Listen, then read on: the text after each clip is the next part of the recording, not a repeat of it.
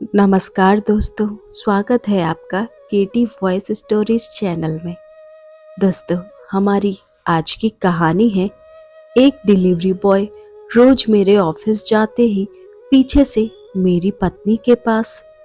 मेरा नाम संजय है। मेरी शादी को अभी 4 महीने ही हुए हैं।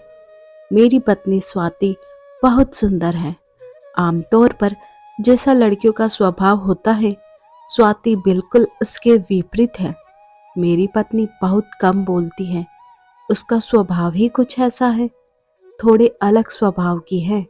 अभी शादी को सिर्फ 4 महीने ही हुए हैं, तो मैं कोशिश कर रहा हूँ उसे समझने की।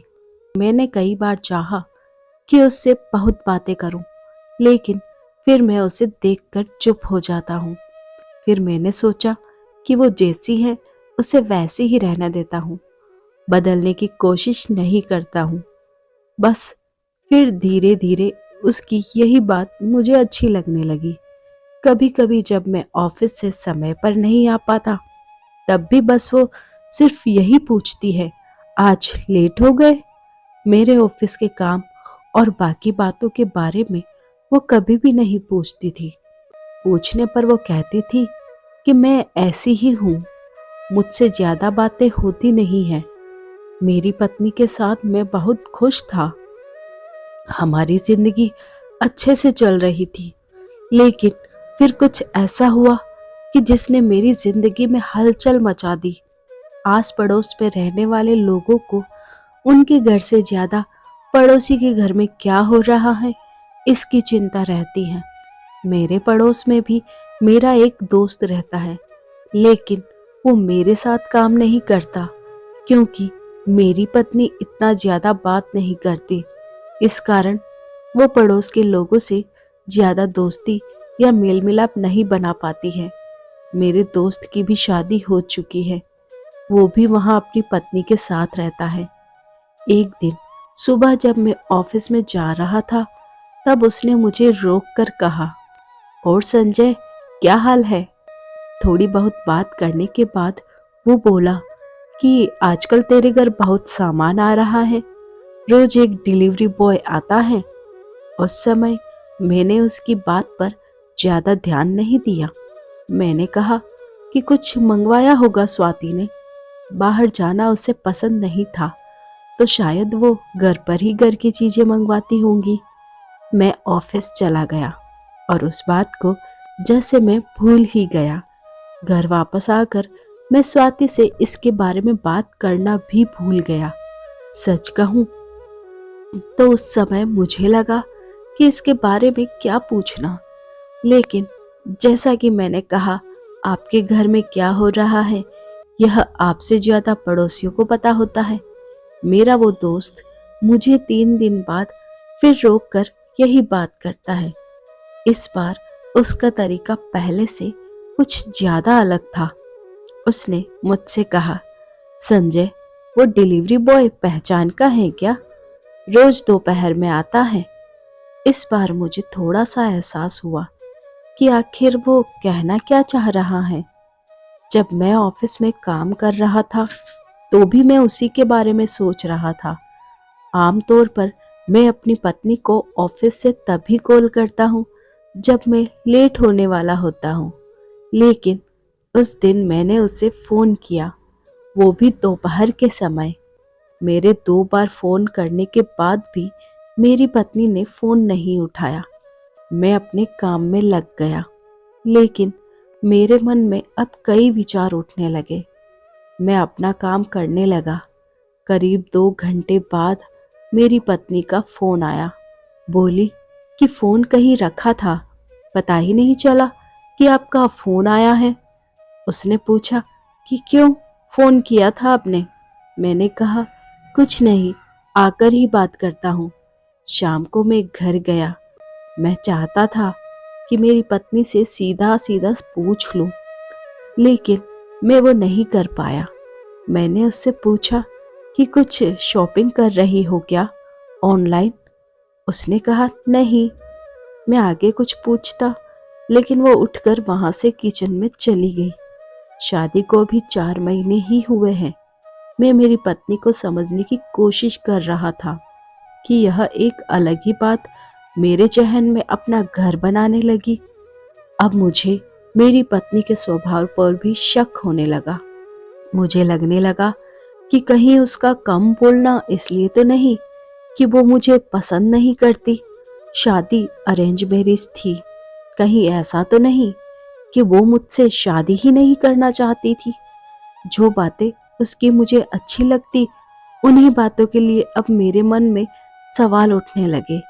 यह सवाल मेरे ही नहीं बल्कि आस पड़ोस के लोगों के मन में भी होंगे। मेरा अब ऑफिस के काम में मन नहीं लग रहा था। मैंने सोचा नहीं था कि मुझे ऐसा कुछ करना पड़ेगा। मैंने फैसला किया कि मैं ऑफिस से जल्दी घर जाऊंगा। उस दिन मैं मेरी पत्नी को बिना बताए ऑफिस से दोपहर को निकल गया। मैं सीढ़ियों से अपने फ्लैट की ओर जा रहा था और सोच रहा था कि जो मैं सोच रहा हूँ ऐसा कुछ भी ना हो। मैं अपने फ्लैट के दरवाजे पर पहुंचने ही वाला था कि तभी मेरे घर से एक लड़का, जो कि डिलीवरी बॉय ही था, निकला और सीढ़ियों से नीचे जाने लगा। लड़का करीब 20 साल का होगा। अब मैं वहीं सीढ़ियों पर सोच में पड़ गया। बाकी की थोड़ी सी सीढ़ियां मुझसे चढ़ी नहीं जा रही थी। अब मैंने सोचा था कि आज हाँ या ना, नहीं आज पूरी बात होगी। मैं अपने फ्लैट के दरवाजे पर पहुंचा और बेल बजाई। दरवाजा खुला, लेकिन दरवाजा मेरी पत्नी ने नहीं बल्कि किसी और ने खोला, वो भी करीब एक 43 साल की महिला ने। अंदर से मेरी पत्नी ने मुझे देखा और कहा कि अरे, आप आज इतनी जल्दी आ गए, आपकी तबीयत तो ठीक है। मैं अंदर आया और कहा कि नहीं ठीक है, ऐसे ही बस। मैंने मेरी पत्नी से पूछा कि यह कौन है। वो बोली कि यह सुधा दीदी है। इतना कहकर वो तो रुक गई, लेकिन फिर सुधा दीदी ने मुझे कुछ बताया। वो बोली कि मैं स्वाति के घर के पास में रहती हूँ। स्वाति मेरी शादी में छोटी सी थी, लेकिन इतने सालों बाद वहीं इसने मुझे पहचान लिया और मेरी मदद की। मेरी पत्नी ने उन्हें रोकना चाहा, लेकिन वो नहीं मानी। उन्होंने कहा कि स्वाति मुझे एक दिन अचानक ही मिल गई थी। मेरा हाल उसे मैंने बताया कि मेरे पति के जाने के बाद हमारी आर्थिक हालत ठीक नहीं है। मेरा बेटा पढ़ाई में अच्छा था, लेकिन डिलीवरी बॉय का काम करने पर मजबूर हो गया है। स्वाति ने उसके कॉलेज की फीस भरी और उसे पढ़ाती भी है। कभी कभी मैं भी आ जाती हूँ उसके साथ। सोचा था कि मैं आपसे मिलूं, लेकिन मेरा एक छोटा सा टिफिन सेंटर भी है, इसलिए घर जाकर खाना बनाना पड़ता है। आपसे मिलना नहीं हो पाया कभी। मैंने उन्हें कहा कि इसने कभी बताया नहीं ऐसा कुछ। वो बोली यह ऐसी ही है, इसके मुंह से कुछ निकलवाना बहुत बड़ा काम है। ज्यादा बोलती नहीं है, लेकिन इसके दिल में बहुत कुछ रहता है। मुझे जैसे अपने इस स्वभाव के कारण अब घमंडी या और गर्म मिजाज की कह सकते हैं, लेकिन इसको वही जो अच्छे से जानता है वो ही बता सकता है कि इसका दिल कितना साफ है। उनकी यह बात मुझे सीधे लगी। मैंने भी आखिर कुछ और ही सोचा था। उनके जाने के बाद मैंने स्वाति से बात की और कहा कि तुमने कभी बताया नहीं। वो बोली कि क्या बताती, जीवन है यह, सब तो होता ही रहता है। हम क्या किसी की मदद करेंगे, सब करने वाला वो है। मेरी पत्नी को मैं समझ गया था, लेकिन अब मैं कोशिश करता हूँ उससे से ज़्यादा बात करने की। दिन भर क्या किया यह ज़रूर उससे पूछता हूँ। आपको यह कहानी कैसी लगी कमेंट कर हमें ज़रूर बताएं। इसी तरह की अच्छी कहानियाँ आप यहाँ पर सुन सकते हैं, तो बने रहिए हमारे साथ और हमें प्यार और सपोर्ट दीजिए।